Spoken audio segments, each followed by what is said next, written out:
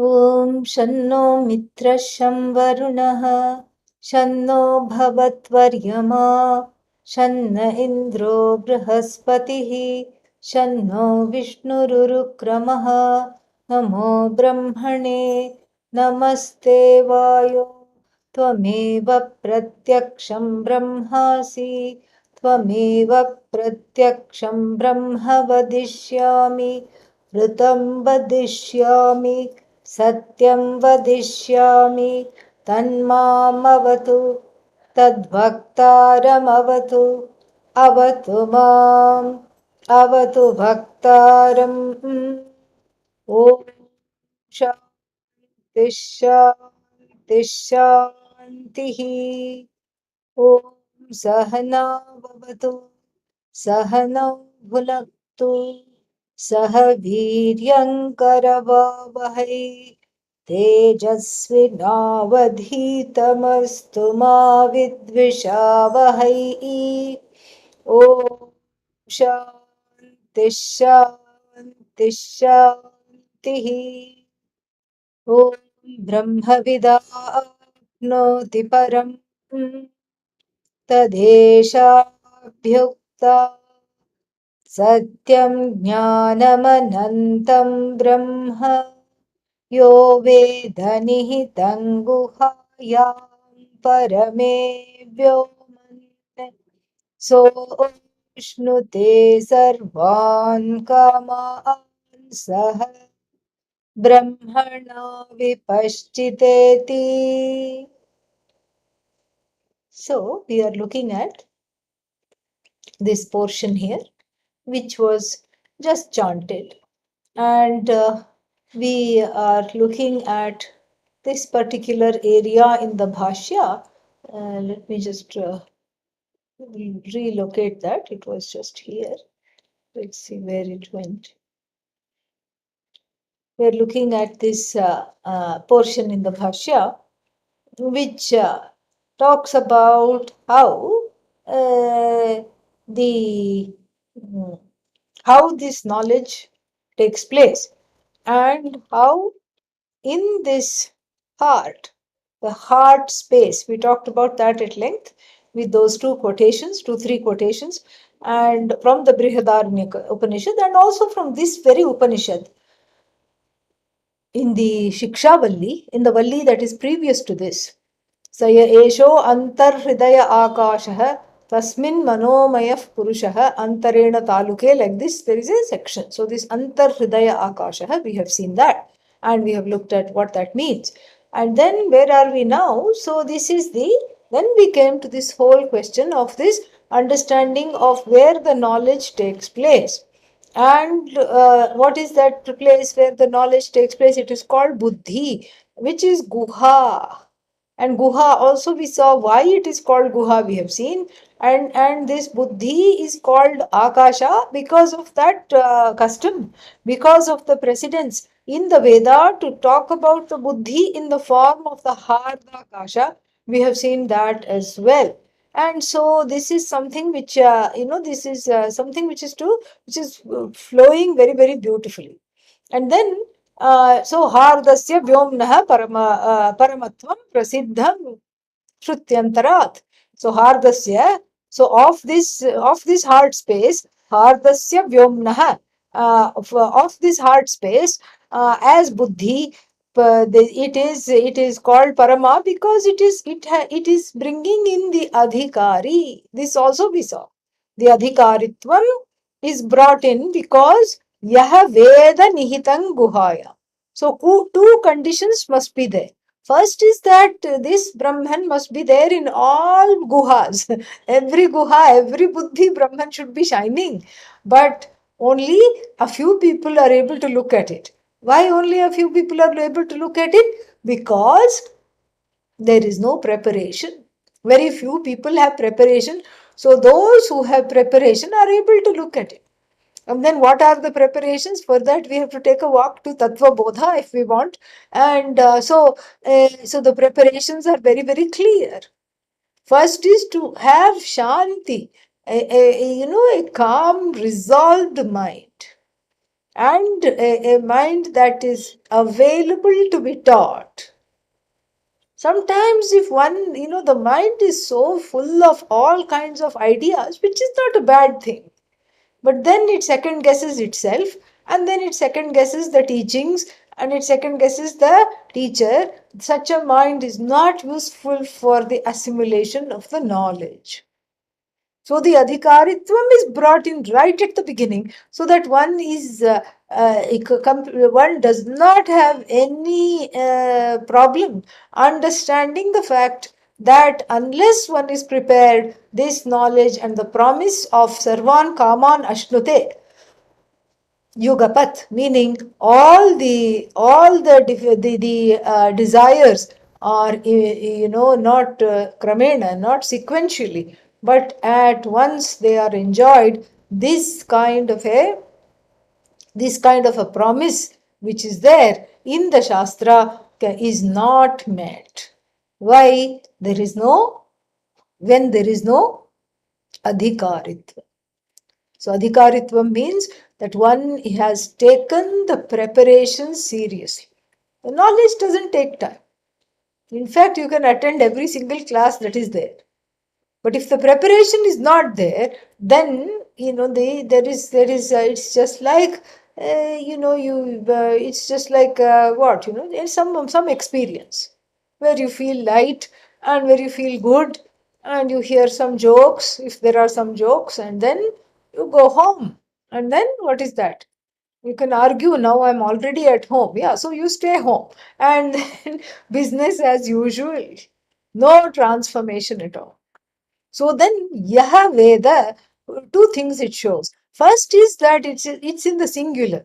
The person who knows. It's not that all the people in the world who know. No, it's a singular. Meaning, it takes us back to the verse in the beginning of the seventh chapter of the Bhagavad Gita. And what is that? मनुष्याणां सहस्रेषु कश्चिद् यतति सिद्धये यततामपि सिद्धानां कश्चिन्मां वेत्ति तत्त्वतः. Out of thousands and thousands and thousands of people, one seeks me in the proper way, because there are many kinds of seeking. In fact, everyone is a seeker. Everybody is seeking something or the other. And but they don't know that they are seeking Bhagavan as themselves. That is the problem. So that is so if they don't know that they are seeking Bhagavan as themselves, that desire to be free morphs into a desire for bungee cord jumping. There is one sport, yeah. It's the previous spider samskaras. Keep going up and down like that. And the spider wonders what happened. What happened to this person? Why are they trying to imitate me? And so, like this, the desire splinters and morphs into everything starts to look attractive. Oh, I'd like to have that. Okay, have that. No, but I also want this. Okay, have this. Can I have little bit of both? Little bit of moksha, little bit of samsara, because it should all be wonderful. And so this is, and nothing wrong, because that's a starting point for many people. And it's good to be honest about that and see where one is at. But here, when the Upanishad, she says, Yaha Veda, what she is talking about is exactly this adhikaritva. Adhikaritvam means many things. One is knowing what you want. Knowing that you are not wanting all these discrete things everywhere. You are wanting that which is the whole, which is yourself. And so knowing that, first thing. And then secondly, doing a lot of inner housekeeping. Inner housekeeping means the cleansing. To make that vyoma paramam, to make it paramam vyoma.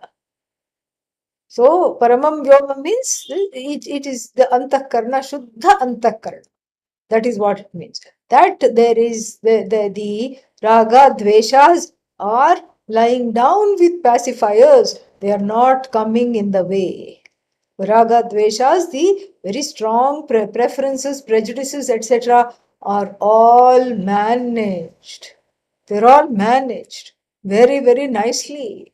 And the person is ready for instruction. So this is very, very important. And so the adhikari has been brought in here in Yaha Veda. And then also, it's not a matter of experience, it's a matter of knowing, because the word Veda brings in that. And then Yaha Veda, and where Veda, where is this knowledge taking place? The knowledge of Brahman is taking place in the same place where the knowledge of pot is taking place. There's only one faculty of knowing. Oh, but I don't want to know Brahman with the same faculty as I know the pot. Pot is nimna. It is small. It is almost non-existent. I want a special place. Where are we going to get a special place? Go ask Bhagavan for one more head then.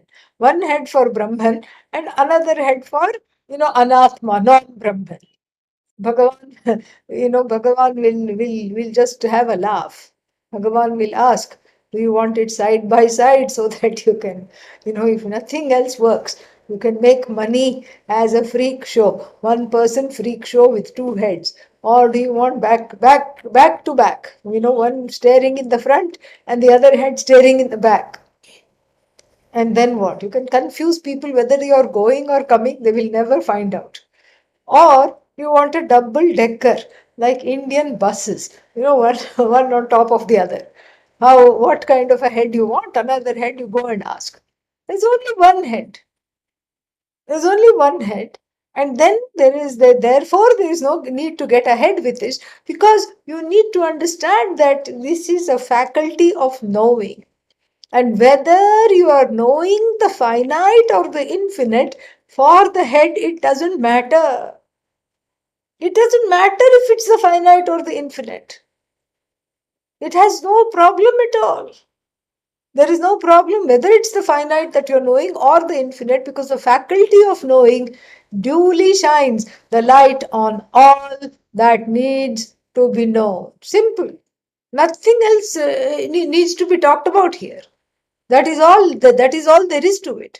So that's where the light shines. The light shines wherever it is, wherever it is to, whatever needs to be known, the light shines there. And so therefore what? So this is there is only one faculty. But then how come nobody talks about Antahkarana Shuddhi in order to know pot? How come nobody says, oh, in order to know pot, you have to cleanse the buddhi of all the raga dveshas? Nobody says that. How come? Well, there is a reason for that. Why? Many reasons. First reason is because the pot is objectifiable with many sense organs. So the sense organs are there mediating between the buddhi and the object of knowledge. This is very, very clear. This is not difficult to understand. So the eyes are there, and the eyes say, I spy with my little eyes something that looks like a pot. And then you bring it to your nose, and what do you smell? The earth. You smell the clay. Then you touch it. The coolness of the clay inheres the pot. So you have you have three sense organs: the sense of smell, the sense of touch, and the sense of the sight. All of them help the buddhi, mediate between the buddhi and the object of that is to be picked up, that is to be understood. And that's why the antahkarana doesn't, the buddhi doesn't have to undergo much change or difference. So that is one reason why. Because the sense organs are there. And if supposing there are no sense organs, inference is there. Anumana is there. Arthapatti is there. Various kinds of inferences are there. Various ways of knowing are there in order to know the objects. But then the subject, what kind of a inference there is? It is the truth of the inferer. It is the truth of the seer, hearer, toucher. That is what it is. There is no means of knowledge that will light up Brahman in the heart as an object, no matter how much one wants. So if Brahman is consciousness, that's fine. Everything is consciousness. But what do we want? We have the penchant for trying to be conscious of consciousness. And that is just not possible. It's not possible to be conscious of consciousness. It is possible to be consciousness that is there. And so none of the pramanas work here. And then, so there is another, so that's the first difference between, Ghata Pratipatti. Ghata Pratipatti means the cognition of the pot, and Brahma Pratipatti, and the understanding of Brahman as oneself. That is the first difference, because there is no intermediary here. The sense organs are not there, inference is not there, nothing is there. So there is no force that is coming in the middle to help this cognition. There is no means of knowledge as an intermediary. So that's the first reason. Because that's why the ghata, pata, etc., all the anatma objects are easily cognized. Nobody says you need some kind of a prerequisite and you need adhikaritvam, etc., etc. You keep seeing so many things. You keep interacting with so many things throughout the course of the day. No problem. But here there is a problem. Why? Because the proper means of knowledge to be deployed is what? Shastra. The Upanishad itself are the pair of eyes. The Upanishad itself is the sense of touch by which you touch the truth of yourself. The Upanishad itself is the sense of smell here. The Upanishad itself is the inference. And in order to understand that, one needs a lot of Shraddha. Shraddha means what? Trust, faith, pending understanding. So then you need a lot of that. Why do you need a lot of that? Because you have to trust something outside of yourself. Usually you only trust yourself, and then that's deemed as sufficient. You trust yourself and then you're done with it, and then you operate the means of knowledge and you are okay. I saw it with my own eyes, I heard this with my own ears, etc., etc. Then it is deemed okay. But then here you have to trust the Shastra. And so therefore what? Distrust has to be ousted. Distrust has to be taken care of. That is the inner work. That is developing adhikaritvam. Because the Shastra itself is going to teach how this knowledge can take place. How are you going to know that which is not an object, which can never be objectified, which is the content of the knower knowing without being any one of them? How are you going to know? That's why adhikaritvam is needed. Then, even for anatma objects, even for objects in the universe, there are some prerequisites that are needed. Like, if you want to go to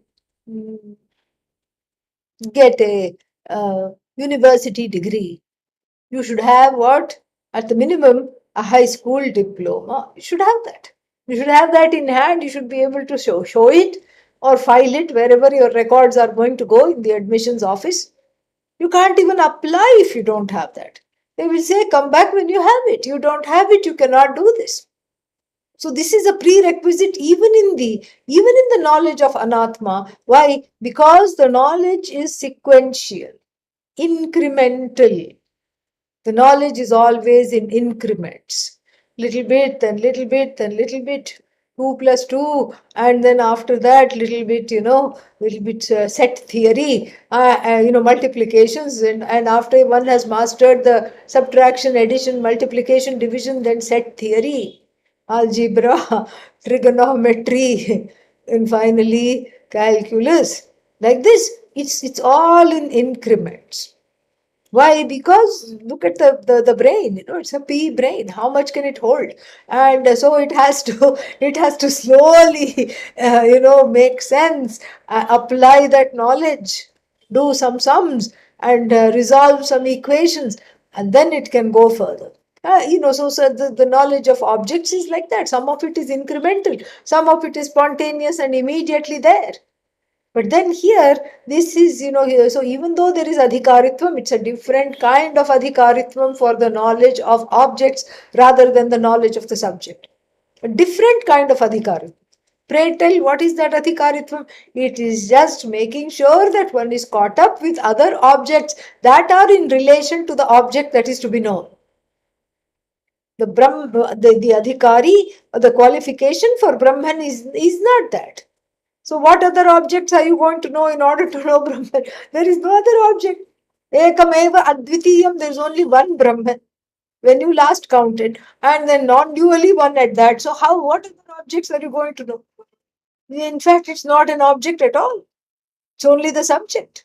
And so that's why, since it is antakarana dependent, it is very much buddhi dependent. It's primarily buddhi dependent. And so therefore the buddhi has to be kept nicely swept of all the cobwebs.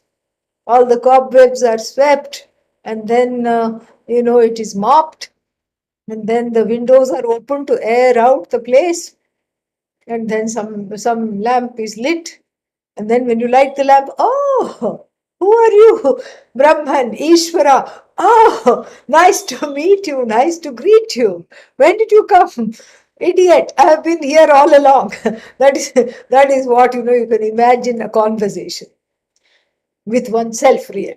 That self, that Brahman is oneself alone. It is revealed to me. But where was it? It wasn't lost. It was very much like the 10th man.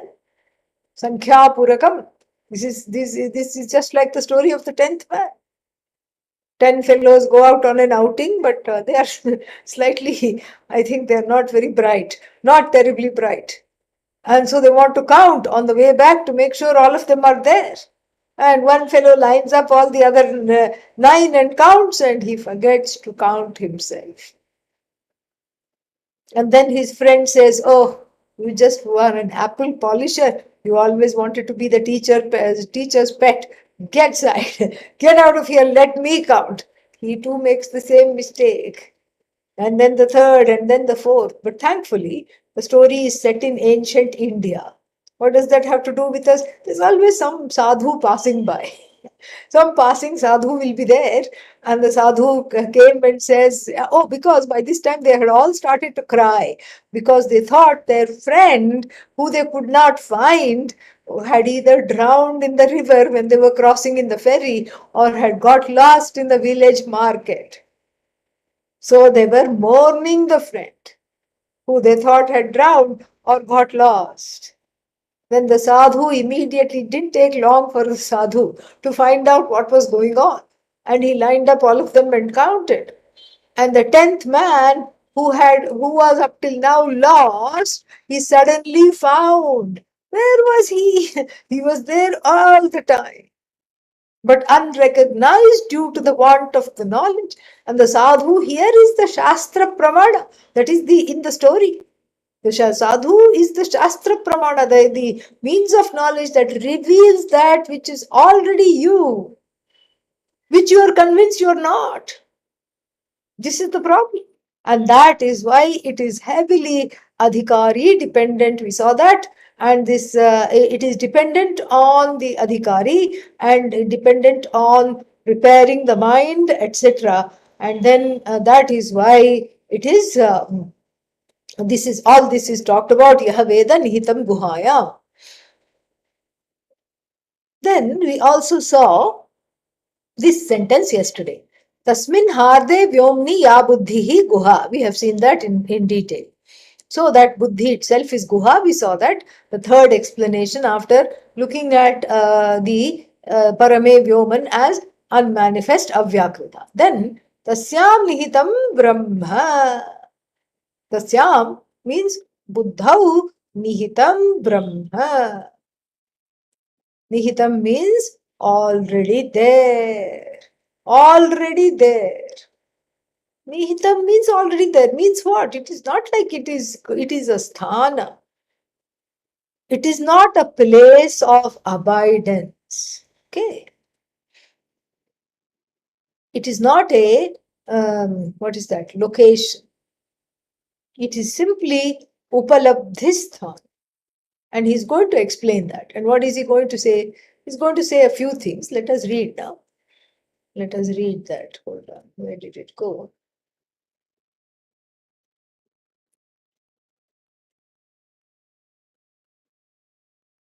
Tasyam nihitam brahma tadvritya viviktaya upalabhyate iti nahi anyatha vishishtadesha कालसम्बन्धः अस्ति ब्रह्मणः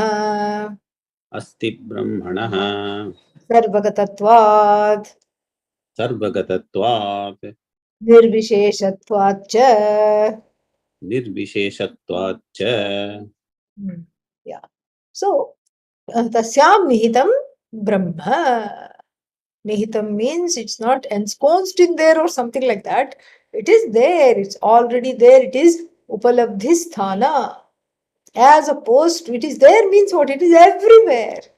It's in the nose, it's in the toes, it's in the buddhi also. But then why can't I recognize Brahman in my toes? Even to recognize Brahman in your toes, you need the buddhi only. No. Yeah. Like I told you the other day, if your toe is hurting because you stubbed it against a door, then what? Then also you need, the pain is recognized in the buddhi only. That is, the pain in the toes is cognized in the buddhi. If the buddhi is not working, then one is not cognizing the pain. That's what it is. And so here, this is what is talked about. Tatra, the buddhau, what happens there? Viviktataya upalabhyate. Viviktataya means separately, clearly, specifically, Brahman is, understood. Separately it is understood. How? Vritya, buddhi vritya, tad vritya. Okay.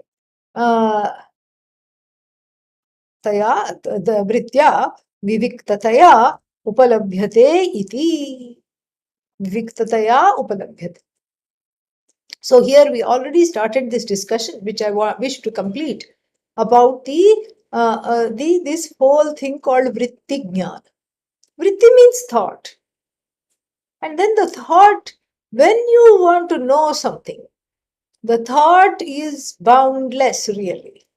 And the cognition is really boundless because it is just that cognizer is jnana swarupa. We have seen jnanam in very detail. So being jnana swarupa, being the bhava sadhana, being that abstract sense of that jnana, which is neither knower nor knowledge, nor an object of knowledge, nor the means of knowledge. It is that which is free of all three, and it shines as self-evident I. So therefore what? So the thought process is very unique, and a sophisticated analysis has been done in the Shastra of the thought process. So two kinds of operations are there. First operation is called vritti vyapti. What is this vritti vyapti? So if I say the word pot, you get lots of ishta pots in your head, correct? Yeah, so many ishta pots. Big pot, small pot, pot belly, everything comes in the head. As soon as the word pot is said. So you see your own pot, your own kind of a desired pot or your favorite pot you see. But then I show you a pot which is not like what you have seen. Maybe you imagined a big pot and I show you a small pot, a little teaching pot. Or maybe it's the other way around. You imagined a small pot and I had a big pot and I showed it to you. Here, do you see the pot? As soon as I said the word pot, the pot arose in your head in the form of a vritti. Vyapti means the entire buddhi has taken the form of the pot. For ghatakara vritti.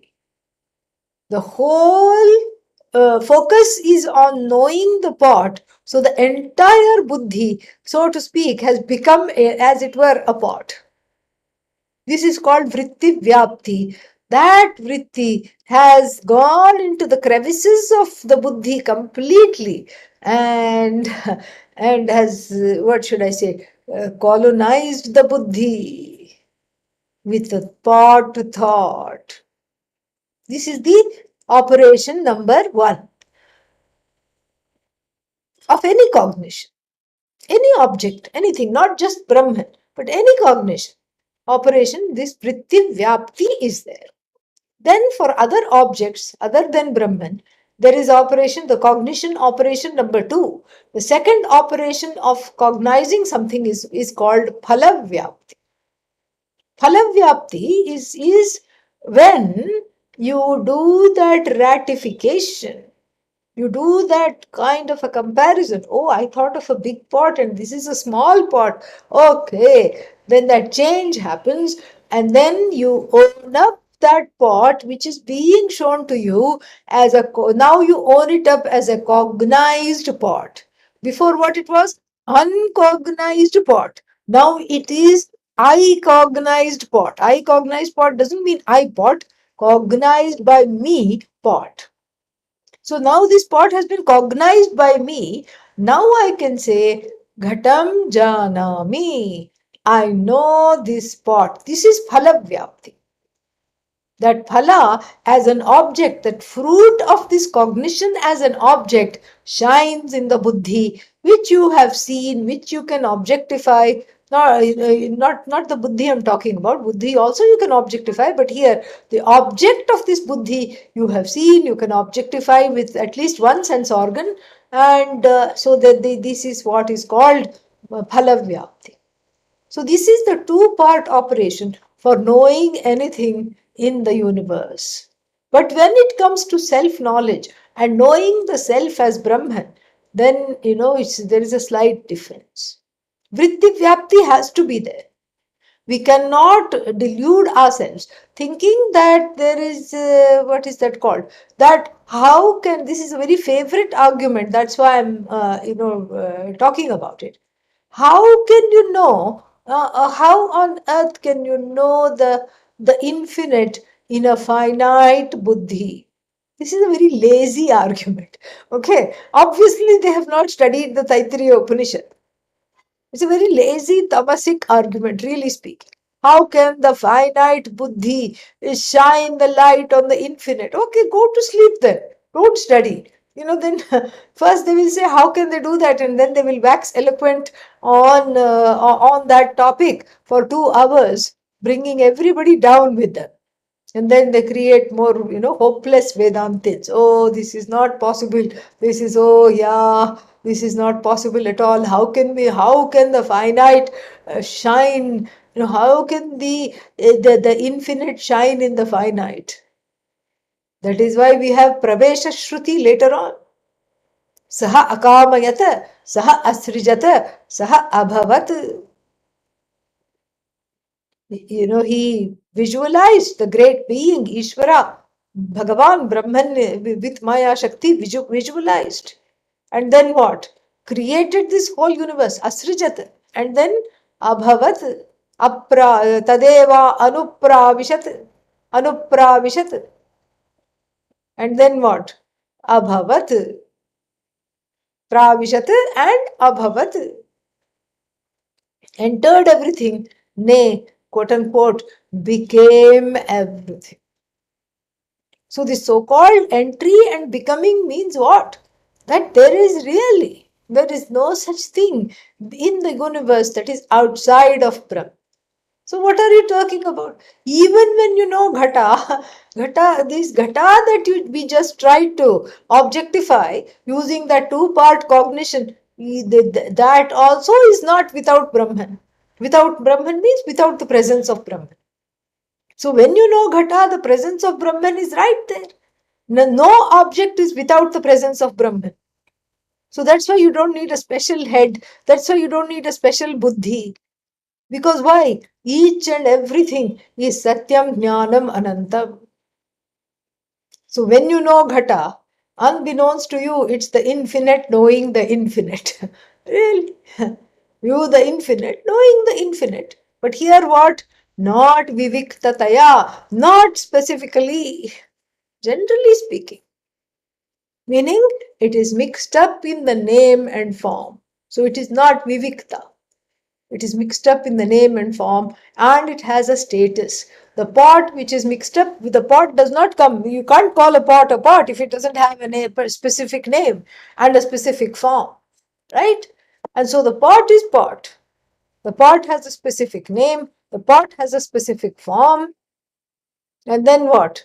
Then this name and form called pot, this is there loaded in the buddhi, ready to be cognized. And then what? That name and form has the presence of Brahman. Cannot be without Brahman. But here the buddhi is looking not beyond the name and form. It is in fact objectifying the name. It's objectifying the shape, the form, the color, whatever it is. It is objectifying the name and the form. And then of course Brahman is there, but that Brahman is a, what should I say, background Brahman. It's not a Brahman in the foreground. It's Brahman in the background. Why? Because the object is what? Nama Rupa. Word and meaning, name and form, word and meaning, word and meaning, word and meaning, name and form, name and form, name and form. And then so there is no, you cannot say viviktataya upalabhyate. It is not possible because you are not looking at Brahman, because you cannot look at Brahman. Only the name and form. So what does the vritti do? The vritti conveys the shape, the vritti conveys the color of the pot, or maybe it is painted, so there are many colors. Vritti conveys the size of the pot. Vritti conveys the view, the use, the for which the pot is used. Vritti conveys all that. But then Brahman is there mixed in here, and the pot has a particular status. What is the status of the pot? It's an object of knowledge. It is Jnaya Padartha. It is Brahman, all right, but it is Brahman in the form of Jnaya Padartha. Padartha means meaning of the word. So the meaning of the word here is what? This is pot.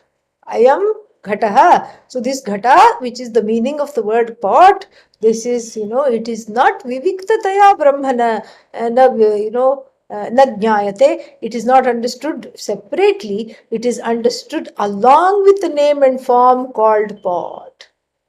So the pot has a particular status. Yes, it has a certain color. Yes, it has a certain mass. It has a volume. It has a shape. It has a size. All that is okay. That is the particulars of the pot. But generally speaking, the pot has the status of Jnaya Vastu. And then who are you? Brahman. Oh, I am also Brahman. Yes. But then here, the Brahman has a particular status. If the pot is Jnaya, what is the, what am I? What am I? Knower. The knower. Jnata. I am the Jnata. It is Jnaya. I am the Jnatru, knower. And then it is the object of knowledge. Then what is joining the knower and the object of knowledge? Jnanam in the sense of means of knowledge that we talked about earlier. This is not Vivikta. It is not Vivikta at all. It is very much enmeshed in everything. So the knowledge of everything is a spoof, because it is, Brahman as though comes, camouflaged in the name and the form. This is so fascinating. Brahman comes camouflaged in the name and the form. Just like the military, they have what is called fatigues. They wear all these things. And then in extreme cases, they look like they tie some branches of trees on their shoulders and on their backs so they can move sideways and pretend to be a tree. And then, so this is what it is. So camouflage. But then that camouflage has to change. Depending on the terrain where the soldiers are sent to fight. So if they just put tree branches everywhere and then they go to, and they are sent to Operation Desert Storm or something like that, they will have targets on their back. For that, they need a different kind of a camouflage. So, but the point here is this, that every single thing in the universe has this. Every single thing in the universe has this camouflage. It's, the Brahman wearing a camouflage. And what do we do? With the help of the vritti, we just look at, oh, look at the designs on this, on the cloth. Look at this, look at that. We are only looking at the name and form, word and meaning. And so the vastu is very much hidden. Why? Because it's not an object. And what am I doing? I'm only using the means, deploying the means of knowledge that can only discern objects, not the subject. So therefore, viviktataya na upalabhyate. So when I look at anatma, when I look at all the things in the universe, I don't, Brahman is there.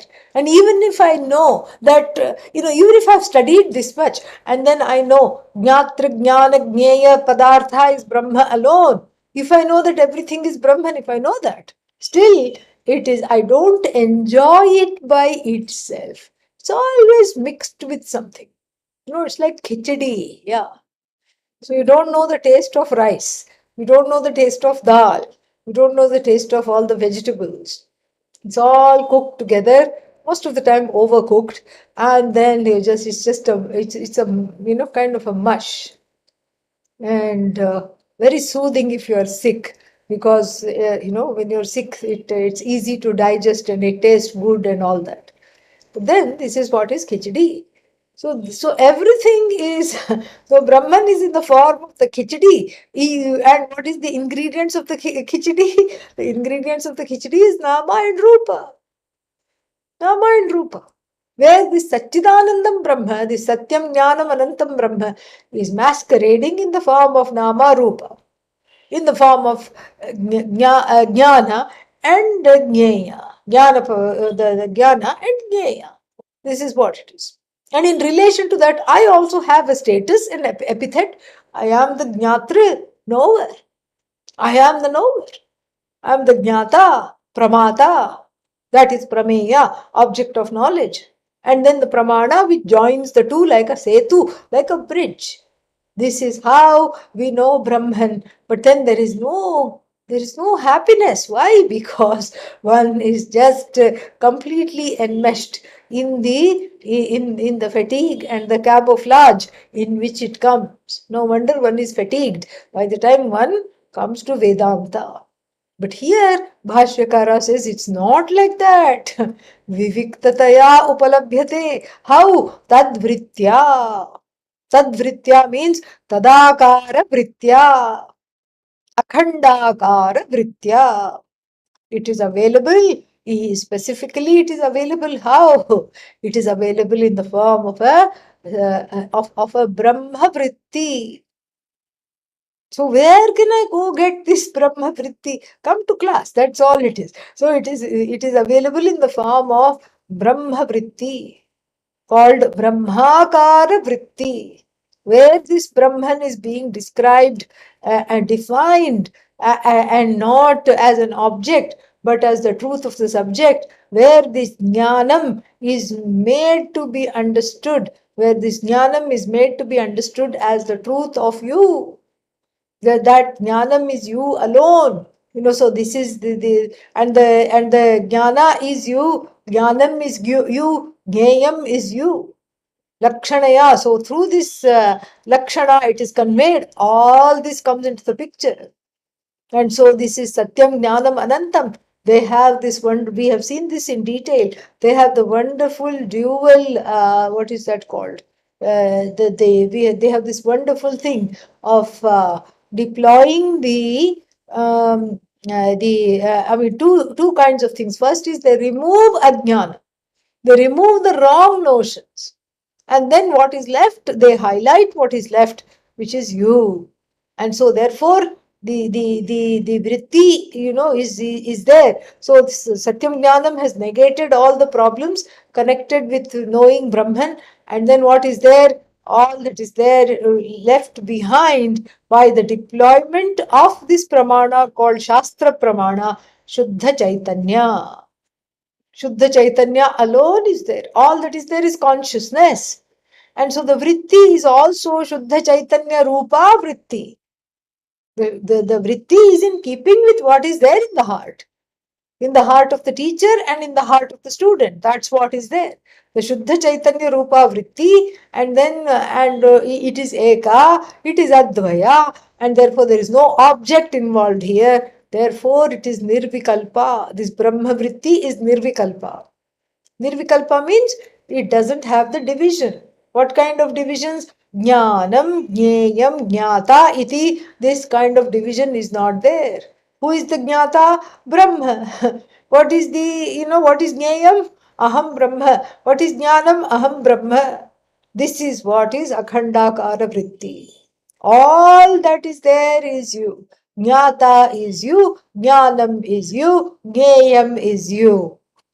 And that Brahman which you want to know is nothing other than the Atma. This is Akhandakara Vritti. What does it do? It removes ignorance. That's all it does. And the Vritti goes away, having done its job. It's like a cleaning cloth. Sometimes you can get these, what is that? Disposable cleaning cloth, like a napkin or something like that. And there is some spill there, and you wipe it nicely, and then and then that cloth is not used for anything else. Nowadays, of course, we try to not throw away things, but just for the sake of the example. So you just mop it up, and then what? It goes straight to the bin. Then why? Because it has cleaned off the surface of all kinds of sticky, sticky connections to the Jagat. I want this, I can't live without this, I am an idiot and I love this and I can't have that, and I don't want that, I can have this but I don't want this. This kind of all that is wiped clean. And that is what is the ignorance. It removes the ignorance, and then the vritti also goes away, having done its job. Here, no need to lament the vrittis going away. I told you that paper coated with gunpowder in the medieval era, as soon as you read the highly classified information from the northeast, there is the danger of the king doing this. Or from the southwest, the other king wants to come with a alliance for your prince, for your son. Like this, some classified information is given by the spies. This is all espionage, and they write it in invisible ink. They write it in this on this gunpowder coated paper. As soon as the person reads it, it catches on fire. Gone. Same thing with the vritti. So you don't have to say, Ayo, vritti is gone. If the vritti is gone, the akhanda is also gone. No. Vritti is gone because it is supposed to be kshanika. It has done its job. Why should it hang around? Vritti is gone, and then so you don't have to get the vritti back in order to continue to know that you are Brahman, because it is not ghata, it is just you. You are there all the time. The ghata means it's, out of sight, out of mind, it's gone. But here, this cannot go out of you. It is you. Now you are free of the ignorance. That's what it is. So the vritti's job is only to remove the ignorance. And then, that's why after listening to the Shastra, people will say, after listening to this Upanishad, you will say, where is the ignorance? It has gone. It has gone. That is what it is. Long, long ago it was there. Now it has gone. And then, so this is the idea. So tasyam nihitam brahma tad vritya. What kind of vritya? Akhandakara vritya viviktataya upalabhyate. Viviktaya upalabdhaye means upalabhyate means without any vishesha. Vishesha means any kind of special characteristics. So that's why he said, but that's why Bhashyakara, I mean, the Bhashyakara is amazing. I mean, what a word to use. Viviktataya upalabhyate. And so, whatever was there, see, what yatkinchit asti, it is all Brahman alone. Jnanam is Brahma, Jneyam is Brahma, Jnata is Brahman. But that's not how it is upalabhyate. Here it is Visheshena upalabhyate. Before it is what? Nanatvena upalabhyate. It is known in the form of manyness, manifoldness. And now, now if I understand Brahman, it is as though that which is myself, which is free of this jnata, jnanam, jneyam, this triputi, this tripod, it is this trifecta is not there. So this is how the vritti does its job. How does it do its job? It first removes. Na iti, it says, and the vritti coming out of the mouth of the guru into the head of the student. What does it do? First it removes the ignorance. And how does it remove the ignorance? It says Brahman is not, Brahman is not the knower. Brahman is not jnata. Brahman is not Jnaya. Brahman is not the knower. Brahman is not the subject. Brahman is not the object. Oh, is it the means of knowledge? No, Brahman is not Jnanam either. It is not a means of knowledge either. It's none of them first. We have to know that. Then, after we have assimilated this, it is Viviktataya means it's not like Ghata or Pata or thought or cat or hat like that. Or it's other than the Ghata. It's not like that. Viviktataya means it is this it is Sakshat Grihyate. And so it's that which is it is nirvisheshena nirvikalpena nirvikalparupena grihyate. There is no vishesha, because usually if we see the world as this dvaita rupena, jnana jnatra jnaya rupena, it's always there, but it is only known through objects, and that object has a certain relation to you, the subject, and the object and the subject are connected with a means of knowledge. But here, nirvisheshena upalabhyate. And there is Vishesha Rahityam, there is no Vishesha, there is no adjective added to the Chaitanya. And therefore, what does Brahman become? Mahavakya, the meaning of the Mahavakya, Satyam Jnanam Anantam or Tattvamasi. That's what Brahman is presented as. So, Mahavakyarthena Viviktataya Upalabhyate. The Lakshya. What is Mahavakyarthena? Lakshya. Lakshyartha. It is understood in the buddhi alone, and then that's why it is said tad vritya upalabhyate. Tasyam buddhau nihitam brahma iti uchyate. This is why it is said that Brahman is there. Brahman is there. Atmataya upalabhyate. Viviktataya upalabhyate. Because it the all the words Satyam, Jnanam and Anantam point to you. So Brahman is not understood as an object. And if it's not understood as an object, there's only one way of understanding, as yourself. That's all. With yourself, that Jnana Swarupena, that which was described as Jnana Swarupa, that alone is Brahman. And that is how it is understood, that is how it is known. It's a very important factor, because otherwise if you say Nihitam Guhayam means it is just, it is there as an object. No. So this is Buddha Upalabhyate, all right. But it is not that, it is not that the one, it is a knowledge without a knower. In the course of gaining this knowledge, the vritti has self-destructed, all right. But along with its self-destruction, it has destroyed the concept of I am a separate knower and this is the know. It has destroyed the knower. It has destroyed the status of the knower. It is a knowledge that has no knower. Nobody can claim aham janami. Aham mam janami. You cannot say that with a straight face. Because that means that you are the subject, you are the object, unless, of course, one is saying that, metaphorically. The subject is you, object is you, and the means of knowledge is you, but you are not any one of them. First, you have to recognize you're not any one of them.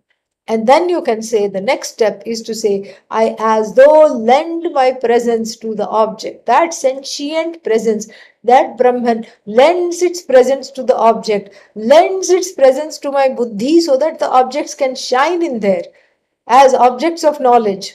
And the buddhi itself shines as the knower. The ahankara appropriates the buddhi and shines as the knower. And then the ahankara means ego. The ego shines as the knower. And then, of course, the means of knowledge trot along. And then they say, okay, because of us, you knew this. So that is all there. It is all there. But here, that jnata, the truth of the jnata, aham alone. And then the truth of the jnaya padartha, myself alone. And the truth of the jnana, jnanam, jnaya, the means of knowledge, everything is you alone. And then that is how it is. It is that vritti that knocks out the knower. And that is why you say Yahaveda. Yahaveda, even though it is said the one who knows what? Brahman as the truth of oneself. Not enmeshed in objects of knowledge and not completely addicted to being the agent of knowledge either. So every recognition is there. Everything is there. So therefore what? So therefore, Atmatvena Nihitam Brahma. And then so the Nihitatvam, you see the buddhi is there not for the Nihitatvam of Brahma, not so that Brahman is trapped there or anything like that. Buddhi is there to recognize Upalabdhi Sthana, which we have mentioned. Then further he says, Nahi anyatha vishishta desha kala sambandha asti brahmana. Nahi anyatha means not in other ways, not otherwise, because it's not like other objects in the universe. What is the problem with other objects in the universe? Take Devadatta, for example. So if you say Devadatta kutra vasati, where does Devadatta live?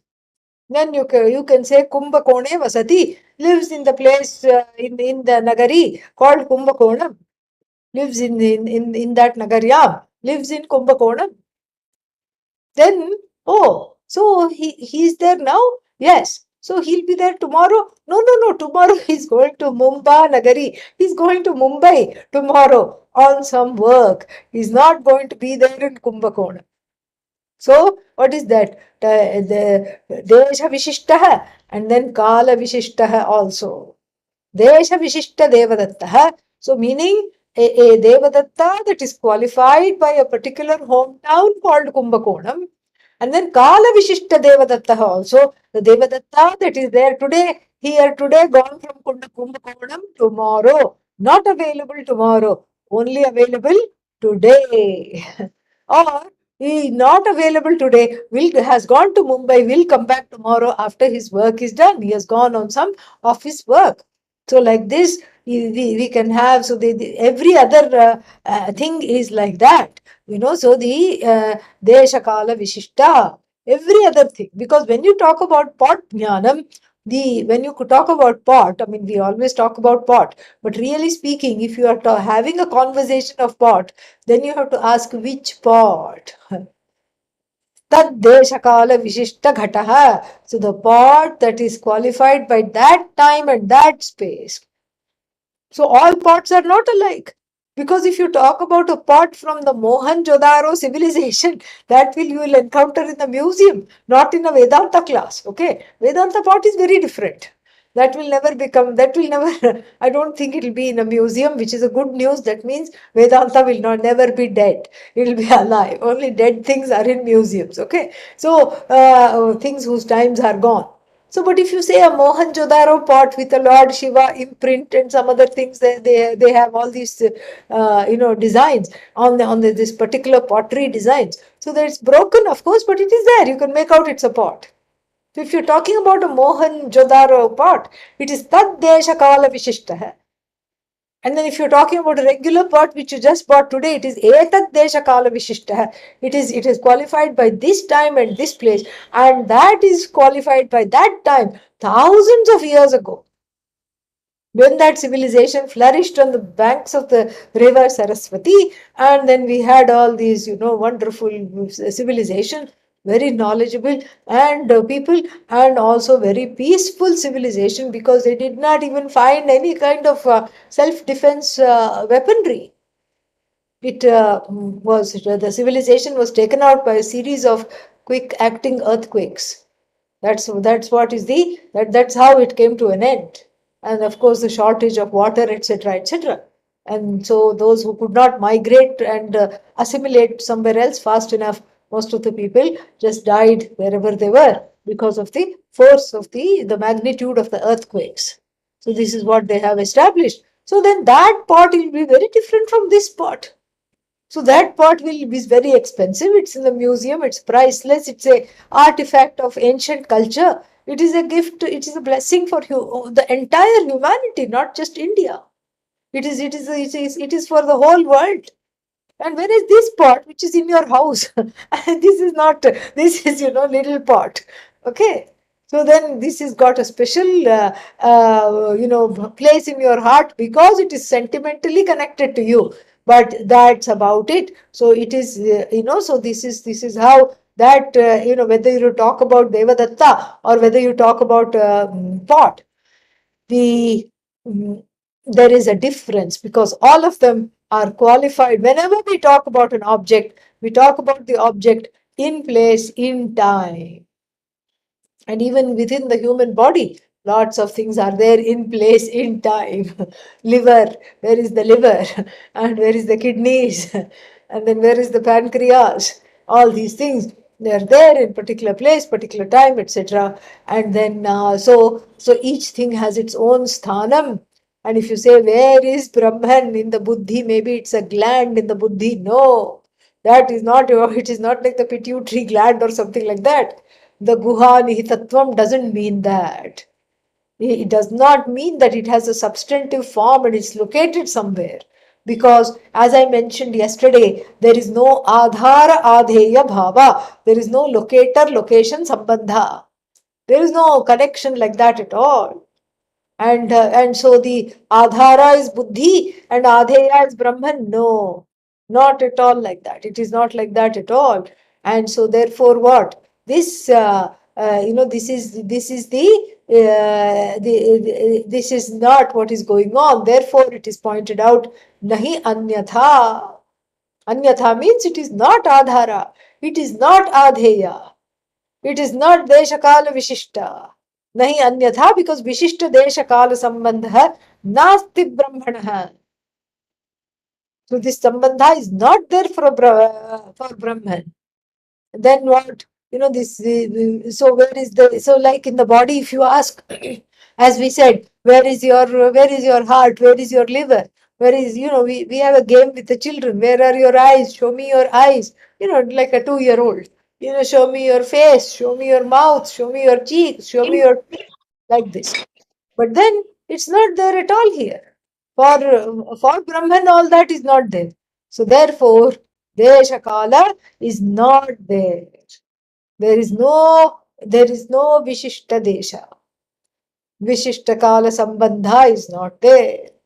And Vishishta Desha Kala Sambandha, in fact, we will understand this better if we replace the word Sambandha with Avachinna. Brahman is not Desha Kala Avachinna. Avachinna means constricted, sankuchita, constricted by time, constricted by space, because place and time are the great constrictors. Time is a great constrictor. So avachinna means it is conditioned by time, conditioned by space. No, Brahman is not that which is conditioned either by space or time. So therefore what? Vishishta desha kala sambandha nasti brahmana. No connection. There is no connection to a particular place. Where is Brahman? Vaikunthe vartate. We cannot say that. This is in fact the contention of many people in India. That in order to see Bhagavan, you have to first die. And then after dying, what you have to do? You have to go somewhere in Vaikuntha. And there is different kinds of moksha. There is Sayujya. You become one with Bhagavan. And then Samipya. You sit next to Bhagavan and gawk at Bhagavan. Oh, how wonderful you are. And then there is, like this, there are four kinds of moksha they talk about. This is the Vaishnava view. And the Shiva view is no better. I mean, they say, okay, you go to Kailasa and merge with Shiva. That's what it is. So here we are not talking of that. It is not Desha Kala Sambandha is not there, and Kala Sambandha is also not there. That what time will Brahman come? You cannot say Brahma Muhurte Vartate. You cannot say at 4:30 in the morning Brahman will come. That's why you have to wake up at 4 o'clock in the morning and to greet Brahman. To say, hi Brahman, how are you? Thank you. In order to say that, you have to come at that particular time. Oh, obviously not. 4:30 is Brahman, 10:30 is Brahman, 11 o'clock is Brahman. In between, let's say a couple of seconds slipped away because of some problem with the calibration of the clock and all these things. Like last year they said they had lost a few seconds. Okay, so some seconds slipped away unnoticed. That is also Brahman. Everything is Brahman. So there is no particular connection with any desha, any kala, anything. And he gives a beautiful hetu. Why? Nitya, both those words are in the fifth case. Nityagatatvat, Nityatvat and Sarvagatatvat cha.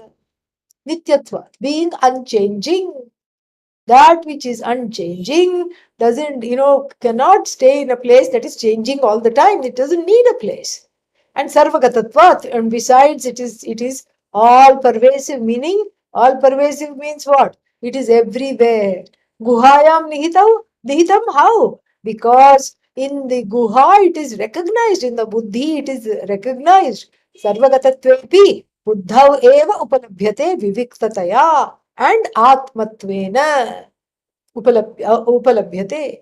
Even though it is all pervasive, it is recognized in the guha, in the buddhi, and even though it is all pervasive, it is recognized as I. That's why there is no desha or kala, etc., coming in the way of constricting the presence of Brahman. So therefore, it is a special knowledge viviktataya upalabhyate. Sarvagatatvat. What else is there? Nirvisheshatvat cha. So Sarvagatatvat, Nirvisheshatva means it doesn't have any Vishesha. We have seen this in detail. No Vishesha, no Desha, no Kala, all this comes under Vishesha. And then that all pervasiveness also is very important. Akashasyapi adhishthanattvat, because it is even the truth of the Akasha. It is the cause of Akasha, it is the cause of Vayu, it is the cause of the fire. All this is going to be told. And then it is a non-separate from what kind of a cause is it? It's the kind of cause from which the effect has not separated really, because karyasya ananyatvat, because the karya is non-separate from the cause. The karya is not other than the cause. And so the effect is one with the cause. And that sarvasya karanam brahma. So there is no separation from anything. Akasha is Brahman, Vayu is Brahman. Brahman is not Akasha. Viviktataya upalabhyate. And so therefore, why? Because Akasha is Mithya and this Brahman is Satya. So the two orders of reality being there. And so therefore what? Sarvagatatvat means no particular location. So this is now we are done with this particular section, and then next week we will start on this. So shnute sarvan kamaan saha. Very nice discussion will come up. We'll see that. Om Purnamadav Purnamidam Purnat Purnamudachyate Purnasya Purnamadaya Purnamevavashishyate. Om Shanti Shanti Shanti. Harihi Om Shri Gurubhyo Namaha. Harihi Om. Thank you.